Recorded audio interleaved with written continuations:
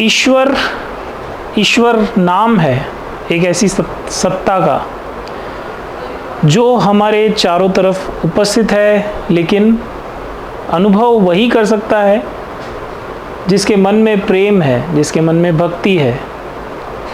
आज से हम आपके सामने कुछ ऐसी कहानियाँ लेकर आएंगे जो कि घटित हुई थी, कुछ संतों के साथ जो कथाएं घटित हुई थी, ऐसी कहानियाँ जिसमें ईश्वर के दर्शन होते हैं या ईश्वर की अनुभूति होती है। इस प्रकार की कुछ कहानियाँ, कुछ कथाएं आपके सामने लाने का हमारा एक छोटा सा प्रयास आज से रहेगा। और ये कथाएं मैं डेफिनेटली कह सकता हूँ कि ये शायद आप लोगों ने कम ही सुनी होगी।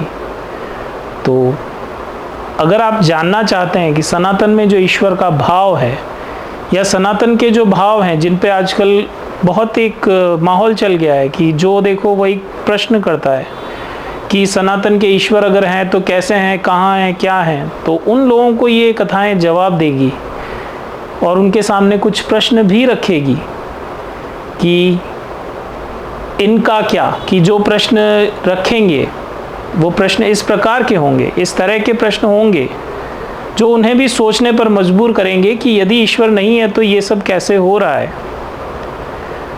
तो कहीं मत जाइएगा। आगे बढ़ने से पूर्व आप सभी से करबद्ध प्रार्थना है, लाइक शेयर सब्सक्राइब भी करें और शेयर करें अधिक से अधिक ऐसी कथाओं को, ऐसी कहानियों को, ऐसी घटनाओं को जो घटी है महापुरुषों के साथ, उन्हें भी आप अधिक से अधिक शेयर करें, लाइक करें, सब्सक्राइब करें। ये तो आपको करना ही है और अधिक से अधिक लोगों तक इसे पहुंचाना है जो सनातन पे प्रश्न करते हैं। ये जो घटनाएं ये बताती है, ईश्वर के अस्तित्व को स्थापित करती है, ऐसी घटनाएं। तो चलिए आज से ही आज के इस सत्र को प्रारंभ करते हैं। ये कथा एक ऐसे संत की है जिन्होंने हिम्मत दिखाई। आज से लगभग 100-150 वर्ष पूर्व की कथा है और ये कथा वृंदावन में घटित हुई थी। जब वृंदावन में बल्कि हमारे पूरे भारत में अंग्रेजों का शासन काल था, उसी समय मथुरा के एक कलेक्टर जो कि स्वयं अंग्रेज थे, उन्होंने वृंदावन में जाकर आखेट खेलने का प्रयत्न किया और वहाँ पे उनको एक बाबा ने, जो प्रेमदास जी बाबा थे उनका नाम था, उन्होंने उनको रोका। तो उन्हीं की चर्चा है आज के इस सत्र में। आज हम उन्हीं की बात करने वाले हैं। तो उन्हीं का कुछ संवाद भी मैं आपके सामने पढ़ के सुनाऊंगा। और ये जो पुस्तक है ब्रज के भक्त पुस्तक से मैं इसे लूँगा। ब्रज के भक्त खंड 2 में ये प्रकाशित हुई थी। तो ये कथा कुछ इस प्रकार से है। जब कलेक्टर वहाँ पे वृंदावन में जाकर आखेट खेलने यानी कि जीव हत्या करने के इरादे से वहाँ पे गया और उसने वहाँ पे ये प्रयत्न किया, तो इन बाबा ने उसकी बंदूक को पकड़ लिया और उसको रोक दिया। अब ये प्रेमदास बाबा जी कौन थे जिनकी आज हम आपके सामने चर्चा कर रहे हैं, या ऐसा क्या हुआ था इनके जीवन में, थोड़ा उस पर प्रकाश डालते हैं आज के इस सत्र में। तो मित्रों, ये जो प्रेमदास बाबा जी थे, पहले तो उस घटना का जिक्र मैं जो अभी कर रहा था आपके सामने उसी को आगे बढ़ाता हूँ। तो जब मथुरा का कलेक्टर वृंदावन में जो उद्धव क्यारी है वहाँ पे जाके आखेट खेलने का प्रयत्न करता है, तो बाबा जी उसकी बंदूक पकड़ लेते हैं और उससे बोलते हैं। तो बंदूक पकड़ने पे कलेक्टर गुस्सा करके बोलता है कि भाई, who are you to prevent me from doing this. तो आगे ये बाबा जी हैं, ये उसको उत्तर देते हैं। अभी सुनिएगा, ये उन्हीं के शब्द हैं। I am your humble servant. It is my duty to advise that you should not kill animals here unless you want to invite the wrath of God. Even the Mughals did not do any shooting in these forests and issued orders preventing everybody else from doing so. ये बाबा जी जो थे, इससे आपको इतना तो अंदाज लग गया होगा कि ये बाबा जी कोई ऐसे ही जीवन से हारे हुए व्यक्ति नहीं थे। ये बाबा जी जो थे, आगे इनके बारे में मैं बताने खुलासा करने वाला हूँ कि ये कौन थे। इनका पूर्व जो संन्यास से पूर्व का जो जीवन था उसमें ये क्या थे, वो सारी घटनाएं आपके सामने एक एक करके हम रखने वाले हैं। तो चैप्टर 1 जो है वीडियो का, उसमें यही मैं आपके सामने बताने वाला हूँ। तो इन बाबा का नाम था, जैसा कि हम बता चुके हैं, प्रेमदास बाबा जी। और ये पूर्व में कश्मीर के कलेक्टर रह चुके थे, कश्मीर के डिप्टी मजिस्ट्रेट थे। और ये जो प्रेमदास जी बाबा जी हैं, जिन्होंने बंदूक पकड़ी थी कलेक्टर की और उसको रोका था और उसको समझाया था कि यहाँ पे मत करो। तो इतनी हिम्मत इनमें थी। और इसके साथ साथ जो इनका पूर्व काल का जो है वो मैं अभी पढ़ के सुना रहा हूँ आपको। तो क्यों ये बाबा बन गए, तो उसका भी है यहाँ पे जिक्र। तो उसका जिक्र इस प्रकार से है कि जब ये कश्मीर में डिप्टी मजिस्ट्रेट थे, उसी समय इनके सामने एक मुकदमा आया और मुकदमे में इनका स्वयं का भांजा जो था वो लिप्त दिख रहा था। प्रथम दृष्टया ऐसा लग रहा था, लेकिन इन्हें भी पता था कि वो निर्दोष है।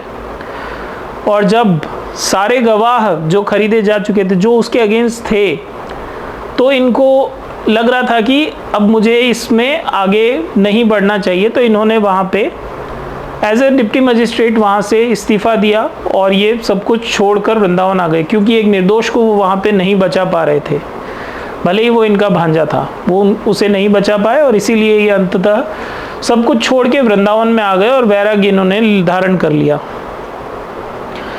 अब इसके बाद जो कथा है, जो ये इनके पूर्व जीवन का मैंने वृतांत बताया। अब आगे की जो कथा है, जिसमें मैं आपको ये बताना चाहता हूँ कि किस प्रकार से ईश्वर की अनुभूतियाँ होती है लोगों को, कैसे ईश्वर हमारे आसपास हर समय होते हैं।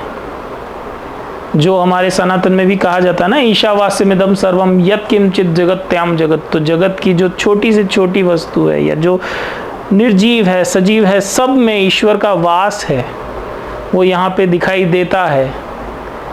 वो ये घटना है जो इस पुस्तक में, जब मैंने इस घटना को पहली बार पढ़ा था तो मैं भी हतप्रभ रह गया था कि ऐसा कैसे हो सकता है। तो अब आप सुनिए कि वो क्या घटना है या ऐसा क्या घटित हुआ था। तो मित्रों, होता ये है कि इन्हें कृष्ण भक्त तो ये पहले से ही थे, और जब ये वृंदावन में वास करने लगे थे, मजिस्ट्रेट साहब कृष्ण प्रेमी थे और रासलीला का इन्हें अच्छा शौक था। तो वृंदावन में रासलीलाएं सब जगह होती रहती है। यदि आप वृंदावन में व्रज में गए हैं तो आप जाके देख सकते हैं, वहाँ पे राधा कृष्ण बनते हैं, भगवान श्री कृष्ण और राधा जी बनते हैं और सब इस प्रकार की लीलाएं वहाँ पे होती है, रासलीला होती है। तो ये कथा इस प्रकार से है कि एक बार, क्योंकि नए नए कलेवर लिया था, नया नया संन्यास लिया था इन्होंने, तो इनके मन में ये आया कि अच्छा ईश्वर होते हैं तो क्या वो बिना बताए कुछ भी समझ सकते हैं? क्या ये जो रासलीलाएं होती है, इनमें जो पात्र प्ले कर रहे हैं, जैसा कि आपने कांतारा मूवी में भी अभी देखा होगा ना, उसी तरह का कुछ इनके मस्तिष्क में आया कि ये जो रास कर रहे हैं ये खाली कलाकार हैं या इनमें भी स्वयं ईश्वरीय तत्व होता है। इसका परीक्षण कैसे किया जाए? तो ये घटना है। तो इन्होंने बिना किसी को बताए कुछ पेड़े अपने हाथ में लिए, एक झोले में पेड़े लिए और रासलीला देखने चले गए। रोज जाते थे उस रासलीला को देखने, और एक दिन वहाँ पे चले गए। वहाँ पे चले गए और मन में सिर्फ ये सोचा कि यदि ये पूरी भीड़, यदि आप वृंदावन गए होंगे तो आपको भी पता होगा, जब ये बड़ी बड़ी जो रास मंडल होते हैं, जैसे यहाँ पे जिस रास मंडल का के बारे में बताया गया है, तो ये रास मंडल था वंशीवट पर रास देखने। वंशीवट वो जगह है जहाँ पे कृष्ण भगवान वंशी बजाते थे, और जो गोपियों का जो वस्त्र चीरहरण, गोपियों का जो वस्त्र वाला जो हुआ था, पूरी कहानी वो वहाँ पे हुई थी। तो वंशीवट पे काफ़ी भीड़ रहती थी उस समय भी, और जब रासलीला हो रही तो पूरा खचाखच वो भरा रहता है वो पूरा स्थान। तो ऐसे में बाबा जब खड़े हुए थे, आगे की मतलब बीच में रासलीला हो रही है और चारों तरफ लोग खड़े हुए हैं, उनमें बाबा भी खड़े हुए हैं। इनके झोले में क्या है ये सिर्फ ये जानते हैं, और इन्होंने मन में ये संकल्प किया कि यदि आज ये जो कलाकार श्री कृष्ण भगवान का रोल प्ले कर रहे हैं, जो ये बने हुए हैं, यदि ये आज मेरे हाथ से ये झोला ले लेते हैं तो मैं मान जाऊंगा कि ईश्वर का अस्तित्व है या ईश्वर है, या ईश्वर ये जो कलाकार है ये इसके अंदर भगवान श्री कृष्ण का अंश है, इस प्रकार से वो इसे मान लेंगे। तो मैं थोड़ा सा पढ़ देता हूँ उनके ही विचार जो यहाँ पे लिखे गए हैं। डिप्टी मजिस्ट्रेट साहब रास के प्रेमी थे। उनकी धारणा थी कि रास में साक्षात श्री कृष्ण रास मंडली के ठाकुर के रूप में लीला करते हैं, पर उन्होंने इस बात की परीक्षा करना चाहा। तो एक दिन वे वंशीवट पर रास देखने गए। अपने साथ एक थैले में कुछ पेड़े ले गए। सोचा कि यदि ठाकुर जी सच्चे हैं तो स्वयं पेड़े मांग कर ले लेंगे। सबके बीच में से आकर पेड़े वो उनके पास आएंगे और ले लेंगे। अब आप सोचिए, हजारों की भीड़ है, उनके बीच में इनके पास जाके वो ले लेंगे। प्रोबेबिलिटी कितनी कम, चांसेस कितने कम हैं। और वो भी इन्होंने किसी को कुछ बताया नहीं है। ऐसा भी नहीं है कि प्री प्लान्ड हो या वैसा कुछ नहीं है, यहाँ पे सिंपल है। तो क्या होता है आगे, क्या हुआ जिसने बाबा का जीवन ही परिवर्तित कर दिया। जो डिप्टी मजिस्ट्रेट थे और संन्यास लेने ही वाले थे, उसके बाद ऐसा क्या हुआ कि उन्होंने आगे चल के प्रेमदास बाबा जी के नाम से संन्यास ग्रहण किया। तो इनका तो आगे होता ये है मित्रों कि जब रासलीला चल रही होती है तो जो कलाकार हैं वो इनके पास आते हैं, इनका झोला छीनते हुए बोलते हैं। क्या बोलते हैं, यहाँ पे लिखा है ब्रज भाषा में, बहुत ही मधुर भाषा है ब्रज भाषा, आपको सुनना चाहिए। तो वो छम छम करते ठाकुर उनके निकट आए और बोले, गोझा में पेड़ा छिपाए रखे हैं, दे ना आए, और थैला छीन कर ले गए। ये थैला छीन कर ले जाना हुआ और वहीं पे प्रेमदास बाबा जी वैरागी हो गए। श्री कृष्ण और अपने प्रति उनकी कृपा में डिप्टी मजिस्ट्रेट साहब का विश्वास इस घटना से पहले से भी अधिक दृढ़ हो गया। तो अब इस घटना को सुनने के बाद हो सकता है कुछ लोग आके कहें कि यार कितना गंवार वाली बात कर रहा है या कैसी बात कर रहा है। तो मित्रों, ये जिसकी बात कर रहा हूं मैं, जिनका पूर्व पक्ष भी मैंने आपको बताया, जिनका पूर्व पक्ष में वे डिप्टी मजिस्ट्रेट थे, और ये मान के चलिए कि आज से भी कठिन परिश्रम और कठिन पढ़ाई उस समय में हुआ करती थी। आज की जो उस समय जो लोग मेरिट भी मतलब मैट्रिक करते थे, उनकी जो एजुकेशन होती थी या उनके जो पढ़ाई का लेवल होता था वो आज के लेवल से भी कहीं अधिक अच्छा होता था, पॉलिश्ड होता था। आप मान के चलिए उसी समय जैसे कि सुभाष चंद्र बोस जी हुए, तो वो भी उन्होंने भी कलेक्ट्रेट की पढ़ाई की थी। तो इस प्रकार से deputy magistrate is a very prestigious post, और उसके लिए पढ़ाई भी उतनी ही करनी पड़ती थी। अब आप सोचिए कि एक पढ़ा लिखा व्यक्ति, उसने परीक्षण करने का भी सोचा और उसका परीक्षण उसने किया भी, और उसने स्वयं यह अनुभव किया। तो जो घटना, ये जो मैंने घटना आपके सामने सुनाई, क्या ये स्थापित नहीं करती कि जो ईश्वर है वो सभी में व्याप्त हैं। ईश्वर कहाँ किस रूप में हमें अनुभव करा दें, और इसी प्रकार के अनुभव होते हैं।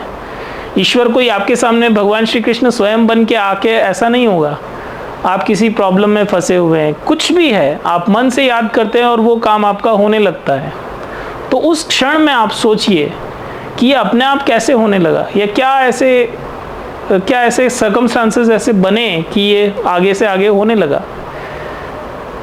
तो ये अनुभव जो ये एक्सपीरियंसेस हैं, ये, या आप इसे कुछ भी कह दें, प्रोबेबिलिटी कह लें, कुछ भी कह लें, लेकिन कहीं ना कहीं आपको ये मानना ही होगा, मानना ही पड़ता है कि ईश्वर इस प्रकार से इन घटनाओं के ज़रिए, इन घटनाओं के रूप में ईश्वर स्वयं को बार बार स्थापित करते हैं।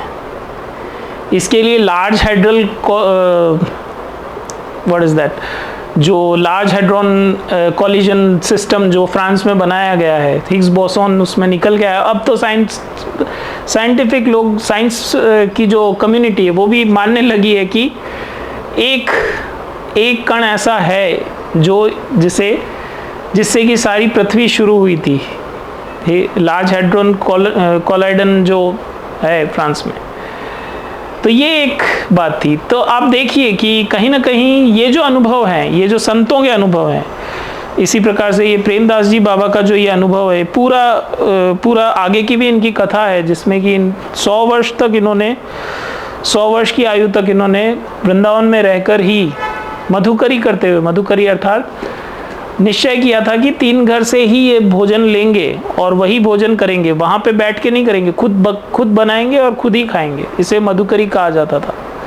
और ये अगेन बैगिंग नहीं था, ये वो सिस्टम था जो एक आत्मा को पवित्र करता है, जो शुद्ध करता है किसी व्यक्ति को, वो सिस्टम था ये, जो कि गुरुकुल में भी हुआ करता था ना, वो सेम सिस्टम यहाँ पे था। तो ये कथा थी प्रेमदास बाबा जी का, उनका ये जो अनुभव था ईश्वर को लेके, ये हमने आपके सामने रखा। इनका आगे भी पूरा इनका वर्णन है पुस्तक में, और पुस्तक ये है व्रज के भक्त। और इस पुस्तक में पूरा 2 खंडों में पुस्तक है, जिसमें कि व्रज के इसी प्रकार के कई सारे भक्तों की ऐसी कई सारी कहानियां हैं, कई सारी कथाएं हैं, जो सनातन के हमारे ईश्वर को, या हमारे जो हमारे ईश्वर हैं, जो हमारे प्रभु हैं, भगवान हैं, उन्हें, उनके अस्तित्व को दृढ़ता पूर्वक स्थापित करती है। ऐसी कहानियाँ यदि आप और भी आगे सुनना चाहते हैं, यदि आप चाहते हैं कि हम इस प्रकार के जो सत्र हैं जहाँ पे हम भगवान के विषय में चर्चा करें, या ईश्वर की विषय में इस प्रकार की चर्चा करें, इस प्रकार की घटनाएं आपके सामने प्रस्तुत करें, तो आपको क्या करना है? आपको करना है लाइक, शेयर, सब्सक्राइब, और कमेंट सेक्शन में जाके जय श्री कृष्णा, जय श्री राम, हर हर महादेव, भारत माता की जय, ये सब आपको लिखना है। आज के सत्र को, अपनी वाणी को यहीं विराम देंगे। जय श्री कृष्णा, जय श्री राम, हर हर महादेव, भारत माता की जय, जय हिंद, वंदे मातरम।